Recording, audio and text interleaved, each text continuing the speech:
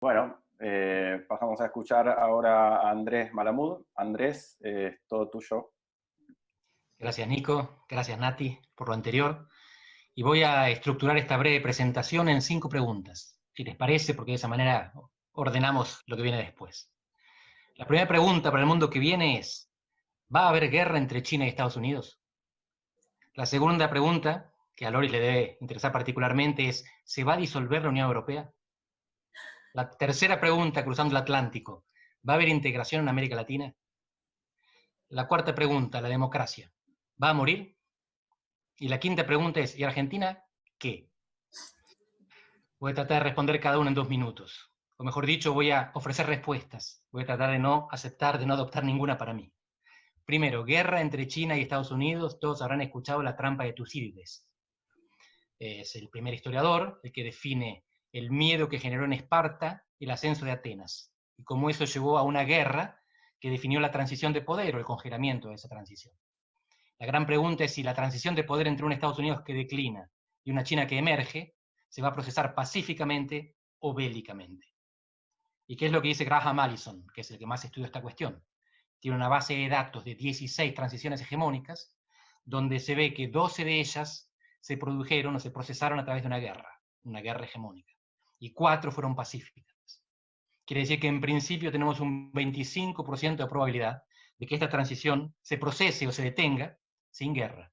Y en realidad la probabilidad es mucho más alta, porque habiendo bombas nucleares, no hay en general, no hubo hasta ahora, guerras entre superpotencias.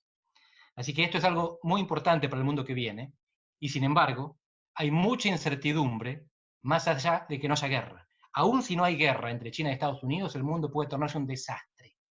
Y se puede tornar un desastre si no hay un acuerdo entre estos dos para definir en común, de común acuerdo, algunas normas de gobernanza global. Una de ellas tiene que ver con la tecnología y el desarrollo del G5. Segunda cuestión, ¿qué va a pasar con la Unión Europea? Nosotros sabemos que hay 4 grandes actores geopolíticos, que son aquellos que tienen capacidad de crecimiento y de daño, de aportar a la economía global o de romperla, o de romper eventualmente un vecino. Además de China y los Estados Unidos, está Rusia, que es un exportador de petróleo con armas nucleares, y la Unión Europea, que toda junta tiene una economía que es todavía mayor que la de los Estados Unidos o la de China. Ahora, ¿está toda junta? ¿Tiene sentido que los contemos juntos como se cuentan a veces, cuando no les conviene contarse de a uno? Por ejemplo, por ocupar un lugar permanente en el Consejo de Seguridad de las Naciones Unidas. La Unión Europea enfrenta 4 grandes amenazas, desafíos, riesgos, crisis. La primera de ellas es el autoritarismo.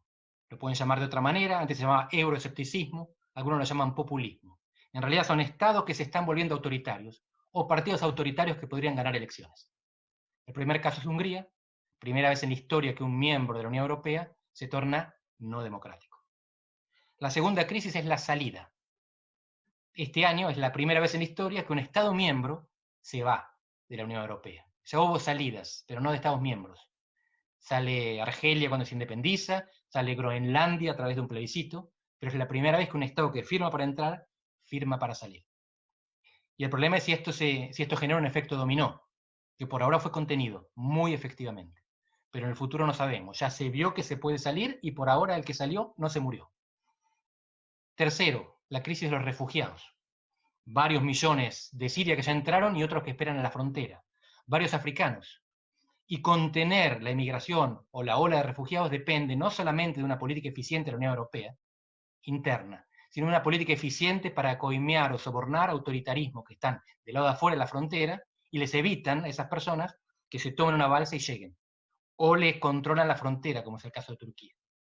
Es decir, que esta crisis puede ser muy grave si los refugiados entran, y es muy grave si los refugiados no entran, porque tiene un costo moral que la Unión Europea está pagando, y es violar los derechos humanos por interpósita persona, por interpósito país. Y finalmente, la que para mí es la crisis más grave, que es la crisis del euro. El euro es un mecanismo de integración monetaria que por ahora no incluye la integración fiscal. Y no hay casos exitosos de integración parcial. O se integra la fiscalidad, la recaudación y el gasto se decide a nivel europeo, aunque sea en parte, o se desintegra la moneda. Y como no hay procesos pacíficos, estables de desintegración de la moneda, la expectativa es que si eso pasa, haya una Argentina 2001 con escala planetaria. Nada de esto es obligación que pase. Puede no salir ningún país más, puede no tornarse autoritario ningún país más, puede contenerse la inmigración porque de repente en África subsahariana y en Siria empiezan a tener paz y dejan de matarse y de morirse de hambre. Y el euro puede resolverse con esta mutualización de la deuda o con una centralización de la fiscalidad. No es necesario que la Unión Europea se desintegre, pero la tendencia hacia la que marcha es la desintegración. Por eso la decisión que se toma hace 2 semanas entre Alemania y Francia es un reconocimiento de que tienen que hacer algo para parar la desintegración. Y está bien que tomen conciencia, y está bien que lo admitan, y está bien que lo hagan. No es suficiente, tienen que seguir pedaleando, porque la bicicleta que para, se cae. Tercera pregunta. ¿América Latina se va a integrar? Esta respuesta es mucho más fácil que las anteriores. Voy a tratar de evitar el spoiler. Pero la cuestión es que América Latina, como África, es una región en la cual no hay centro gravitatorio. En América del Norte hay un centro gravitatorio que es Estados Unidos, y Canadá y México orbitan alrededor. En Europa había un centro gravitatorio que era el eje franco-alemán. Francia está un poco deteriorada, venida menos, pero Alemania sigue siendo un eje gravitatorio que, por su mercado, por sus inversiones y por su capacidad de manipulación de la moneda, o de no manipulación, sigue teniendo el poder de atraer a los demás y es el principal socio comercial de casi cualquier otro país europeo. Ni hablar del este asiático. Pero en África y en América Latina no hay centro gravitatorio. Entonces, los países miran para afuera, porque en general el principal socio comercial o fuente de inversiones o fuente de remesas o destino de inmigración, de emigración, está fuera de la región. ¿Cuál es la diferencia entre África y América Latina? Que África tiene más potencial de crecimiento y más potencial de daño. Más potencial de crecimiento porque tiene más gente y hace más gente. Los africanos están haciendo africanitos mucho más rápido que los latinoamericanos latinoamericanitos. Y esto significa que en 2050 pueden tornarse el motor del crecimiento mundial o el lastre de la destrucción europea. Si les va bien, van a impulsar la economía del mundo. Si les va mal, van a hundir Europa, por emigración o por contagio. Mientras que América Latina no tiene ni esa capacidad de crecimiento, ni esa capacidad de daño, porque estamos limitados para llegar a Estados Unidos y voltearlo con una ola migratoria, en parte porque México no lo permite. Entonces, mi impresión es que América Latina tiene, por un lado, tendencias centrífugas, porque cada país quiere negociar con China, con Estados Unidos o con Europa, más que con el vecino, e irrelevancia estratégica. Y estas dos condiciones tornan la integración innecesaria. No precisamos mucho a los vecinos, nos queremos mucho con los vecinos, pero precisamos a los de afuera de la región. Y no tenemos ninguna razón para que venga alguien de afuera y nos federe. A Europa la federó Estados Unidos, porque la amenazaba la Unión Soviética. A nosotros no nos amenaza nadie, nosotros no amenazamos a nadie, y a nadie le servimos si nos reconstruimos o nos tornamos una región integrada. Sin embargo, un rayito de esperanza para los que creen en la integración o para los que quieren la integración, y yo soy uno de ellos. Podríamos ser relevantes por las malas razones. Argentina integra el G20, y no porque sea una de las 20 economías más grandes del mundo, lejos está. Argentina integra el G20 porque tiene riesgo sistémico. En la época en que se decide quiénes la integran, si Argentina reventaba, causaba daño, podía contagiar. Ahora ya no somos tan importantes, somos mucho más pequeños económicamente. Pero América Latina tiene capacidad de daño ecológico, ambiental, en el Amazonia. Así que América Latina tiene capacidad todavía de molestar mucho al resto del mundo por lo que haga mal, porque destruya la Amazonia. Y entonces ahí tenemos alguna razón para que el mundo nos mire y nos pregunte, o nos mire y nos invada. Dependerá de lo que hagamos. Cuarta cuestión. ¿La democracia va a morir? Y aquí propongo que la respuesta se bifurca. En algunos países probablemente sí, en otros países probablemente no. Pero quiero agregar un matiz. Si ustedes miran el VIDEM, que es la base de datos más sofisticada sobre democracias en el mundo, van a encontrar que ellos califican el riesgo de pandemic backsliding, el retroceso democrático producido por la pandemia. Y califican a los países en 3. Los que son muy sensibles a la pandemia, pueden irse al diablo con la democracia, los que son algo sensibles y los que no son sensibles, los que son robustos. Yo sugiero que hay una cuarta categoría, son países para los cuales la pandemia puede forzar una mejora en la calidad democrática. Es lo que Taleb llamaría antifrágil. Taleb, el del cisne negro, tiene un libro posterior, igual de polémico, igual de brillante, muy molesto para leer, pero con muchos insights.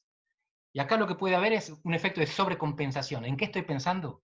En Brasil y en los Estados Unidos, donde había presidentes que estaban derivando de manera autoritaria, derivas autoritarias en presidentes electos, que es como las democracias mueran actualmente, por dentro y de a poco, en vez de por fuera y de golpe.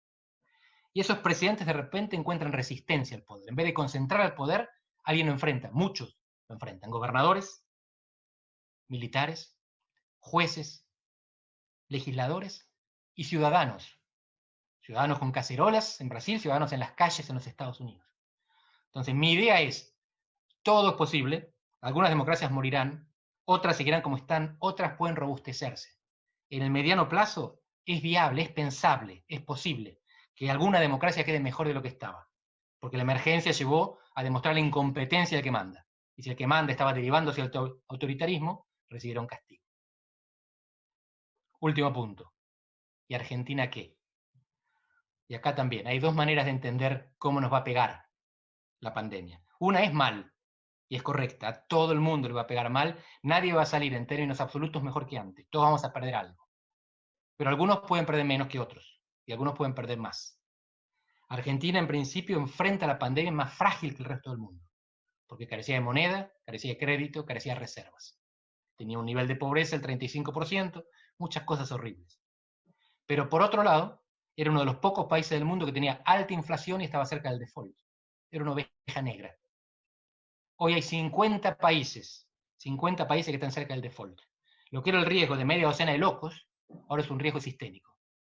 Tiene sentido que el mundo considere la posibilidad del default y de los países sin moneda y de los países con precios raros, porque ahora el problema por ahora no es la inflación, sino la deflación, y proponga una propuesta global. Esto no es necesario que pase, pero hoy es posible.